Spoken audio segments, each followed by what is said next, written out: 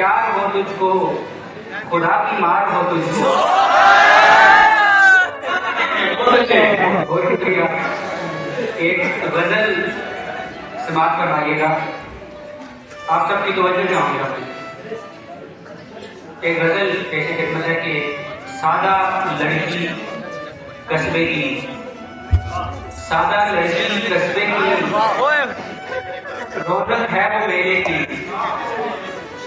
और उसने ही बुनियाद रखी, उसने ही बुनियाद रखी मेरे गांव फितरे की। और पहले डेरे डाले थे, पहले डेरे डाले थे, अब कोशिश है कब्जे की।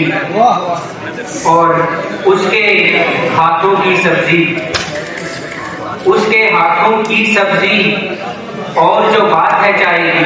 क्या कहते, बहुत अच्छे। और जो बात है चाय की, और सब कुछ ओके है तो फिर, सब कुछ ओके है तो फिर बात चलाऊं रिश्ते की। मैं शादी तो दो ये भाभी को वीडियो जानी चाहिए,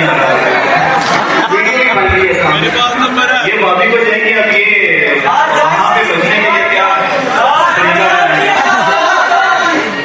बहुत शुक्रिया आपका।